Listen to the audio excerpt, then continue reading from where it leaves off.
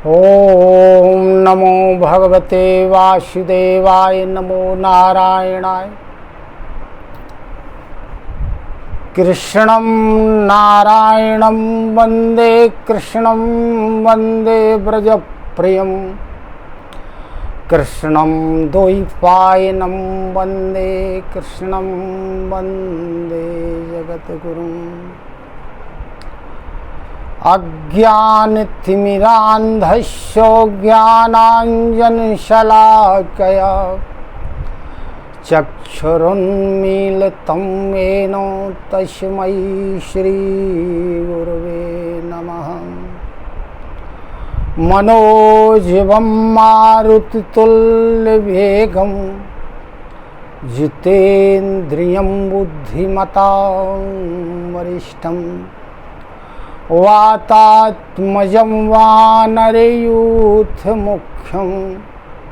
श्रीरामदूतं शरणं प्रपद्ये। ओम नमो भगवते वासुदेवाय नमः। नमो नारायणाय नमः। प्रिय भगवत कथा रस के रसिक जन, आनंद कंद परमानंद अकारण करुणावरणालय भगवान की कृपा से हमने और आपने अभी तक श्रीमद् भागवत महापुराण के महात्म के 6 अध्यायों की कथा का श्रवण किया। उसके पश्चात श्रीमद् भागवत महापुराण के प्रथम स्कंध प्रथम अध्याय से 18वें अध्याय की कथा का श्रवण किया। 18वें अध्याय की कथा में राजा परीक्षित ने शमीक ऋषि के गले में मरा हुआ सर्प डाल दिया। शमीक ऋषि के पुत्र श्रृंगी ऋषि ने राजा परीक्षित को श्राप दे दिया कि आज से 7वें दिन तुम्हें तक्षक नाग डसेगा, जिसके कारण तुम्हारी मृत्यु हो जाए। राजा परीक्षित सर्प डाल के वापस चले जाते हैं। अब इस 19वें अध्याय में उसके आगे की कथा का हम श्रवण करेंगे। 19वें अध्याय में शूनकादि ऋषियों से सूत जी कह रहे कि राजा परीक्षित जब अपनी राजधानी में वापस लौटते हैं, महीपतस्तत्कर्म गर्ह विचिन्त्रयन्नात्मकृतं सुदुर्मनः अहो मया नीचमनार्मत्कृतं निरागसी ब्रह्मणि गूढ़ तेजसी। सूत जी कहते हैं कि राजा परीक्षित जब वापस अपनी राजधानी आते हैं, राजधानी पहुंच करके अपने महल में पहुंचते हैं। महल में जाने पर उन्होंने जो अपने सिर पर मुकुट था, उस मुकुट को उतार करके रखा। ज्यों ही राजा परीक्षित मुकुट को उतार करके रखते हैं, त्यों ही उन्होंने जो शमीक ऋषि के साथ निंदित कर्म किया था, उस निंदित कर्म का ध्यान उन्हें आ जाता है और अपने उस निंदनीय कर्म के लिए राजा परीक्षित पश्चाताप करते हैं। उन्हें बड़ा दुख होता है। राजा परीक्षित सोचने लगते हैं कि निश्चय ही महात्मा के साथ जो मैंने नीच व्यवहार किया है, उसके परिणाम स्वरूप मेरे ऊपर कोई ना कोई घोर विपत्ति अवश्य आएगी। और कहते हैं कि आना भी चाहिए, क्योंकि मैंने ब्राह्मण का अपराध किया है और उनके तेज से मेरा राज्य, मेरा धन धन सब कुछ नष्ट हो जाए, ताकि भविष्य में मैं ऐसा निंदित कर्म ना करूं। इस प्रकार राजा परीक्षित पश्चाताप कर ही रहे थे कि उसी समय उन्हें ज्ञात होता है कि ऋषि कुमार ने तुम्हें श्राप दे दिया है। तब राजा परीक्षित सोचने लगे कि मैं राजपाठ और अपने परिवार में इतना आसक्त हो गया था, जिसके कारण मुझे भगवान के चरण कमलों के ध्यान करने की फुर्सत ही नहीं मिली। अतः अब ये बहुत बड़ा कारण मुझे इस राजपाठ के त्याग करने का प्राप्त हो चुका है। अतः राजा परीक्षित ने अपने राजपाठ का त्याग किया। त्याग करने के बाद वह गंगा जी के तट पर पहुंच जाते और वहां बैठ करके राजा परीक्षित भगवान श्री कृष्ण के चरण कमलों का ध्यान करने लगते हैं। अब जब वहां ध्यान करने लगते हैं तो ऋषि मुनियों को यह ज्ञात होता है कि राजा परीक्षित अपने राजपाठ का त्याग करके गंगा जी के तट पर बैठे हुए हैं।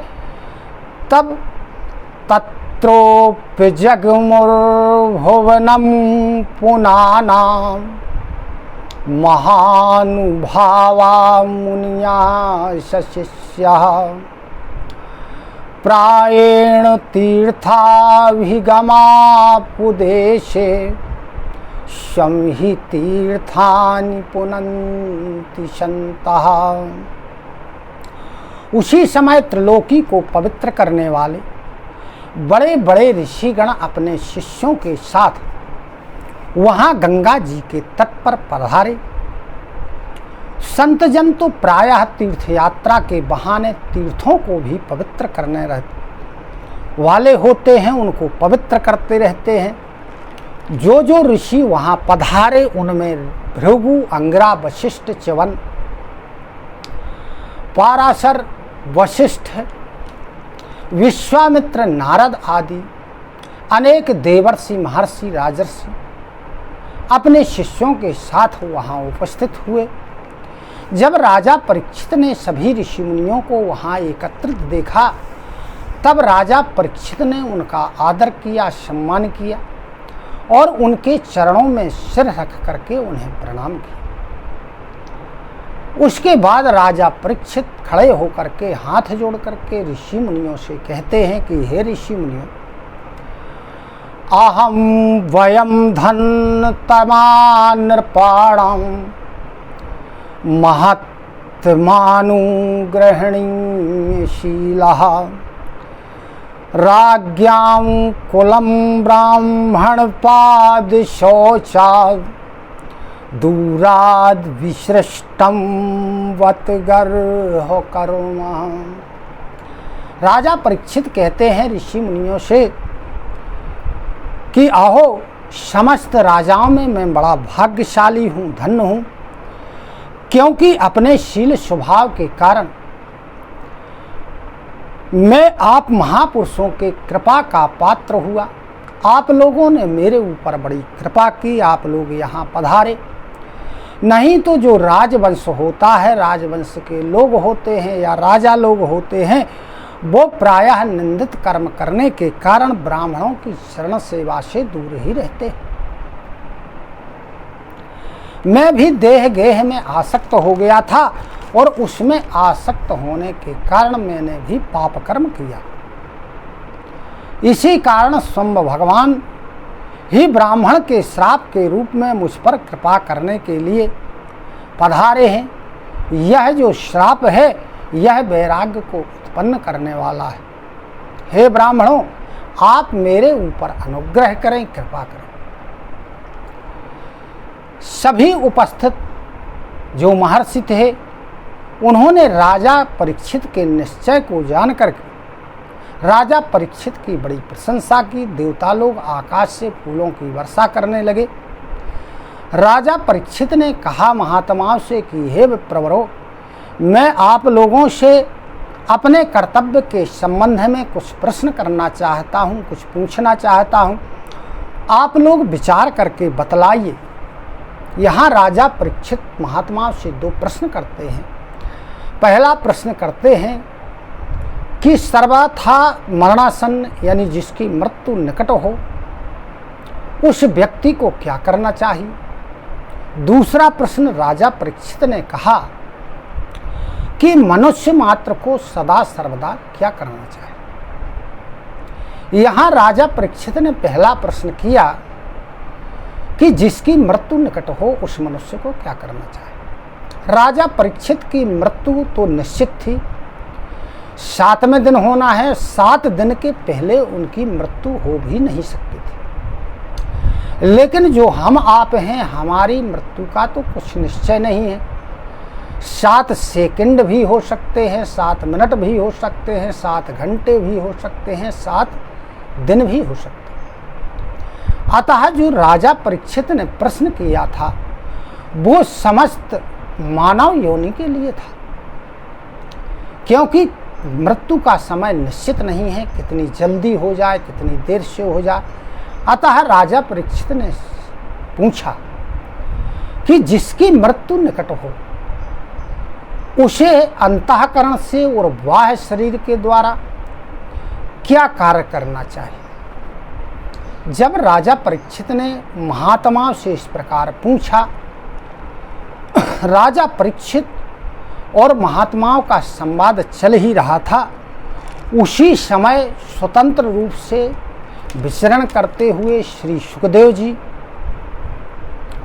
वहां पधारे। उनका जो वेश था वो अवधूत जैसा था, बाल बिखरे हुए थे, वो अपने आप को छुपाए हुए थे और अवधूत जैसा वेश धर करके बालकों और स्त्रियों ने उन्हें घेर रखा था।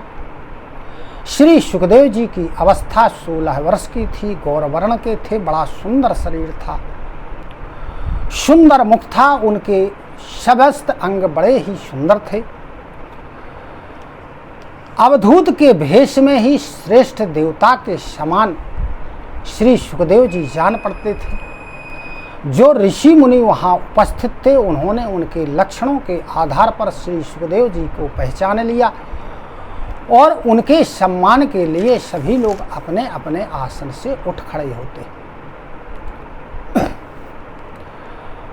राजा परीक्षित ने जब देखा कि अतिथि रूप में मेरे पास श्री सुखदेव जी पधारे हुए हैं, तब राजा परीक्षित ने उनका सम्मान किया, आदर किया, सत्कार किया, उनका पूजन किया। जब श्री सुखदेव जी शांति पूर्वक विराजमान हो गए, तब राजा परीक्षित ने सुखदेव जी से हाथ जोड़ करके बड़े विनम्र भाव से, बड़ी कोमल वाणी में कहा। राजा परीक्षित श्री सुखदेव जी से कहते हैं, अहो अद्य वयं ब्रह्मन् सत्सेव्यः क्षत्रबन्धुवः कृपया तिथिरूपेण भवद्भिस्तीर्थ का कृता। कहने लगे कि हे ब्रह्मण देव, आज हम बड़भागी हुए, क्योंकि अपराधी क्षत्रिय होने के बाद भी हमें संत समागम का अधिकारी समझा गया और आपने कृपा पूर्वक पधार कर हमें तीर्थ के तुल्य बना दिया है। हे प्रभु, मैं आपसे कुछ पूछना चाहता हूँ, कृपा करके आप मुझे बतलाने की कृपा करें। अतः पृच्छाम संसिद्धिम योगनाम परमं गुरुम पुरुषस्य यत् कार्यं प्रियमाणस्य सर्वथा। हे प्रभु, आप योगियों के भी परम गुरु हैं। मैं आपसे परम सिद्धि के स्वरूप और साधन के संबंध में प्रश्न कर रहा हूं कि जो पुरुष, यहाँ राजा परीक्षित ने जो प्रश्न महात्मा से किए थे वही प्रश्न राजा परीक्षित श्री सुखदेव जी से करते हैं। कहते हैं कि जो मनुष्य सर्वथा मरणासन्न हो, यानी जिसकी मृत्यु निकट हो, उसे अंतःकरण से, बाह्य शरीर से करने योग्य कौन सा कार्य है, उसे क्या करना चाहिए। दूसरा प्रश्न करते हैं कि मनुष्य मात्र को सदा सर्वदा क्या करना चाहिए। जब राजा परीक्षित ने बड़ी सुंदर, मधुर, मनोहर और कोमल वाणी में श्री सुखदेव जी से इस प्रकार से प्रश्न किए, तब सुखदेव जी को बड़ी प्रसन्नता। अब श्री सुखदेव जी श्रीमद् भागवत महापुराण के 2 स्कंध के प्रथम अध्याय से 12 स्कंध पर्यंत राजा परीक्षित के प्रश्नों का उत्तर देंगे, जो कथा हम और आप इसके आगे श्रवण करेंगे। बोलो श्री वृंदावन बिहारी लाल की जय। ओम नमो भगवते वासुदेवाय। ओम नमो नारायणाय। कृष्णाय वासुदेवाय हरे परमात्मने प्रणतक्लेशनाशाय गोविंदाय नमो नमः। हरि ओम तत्सत, हरि ओम तत्सत, हरि ओम तत्सत।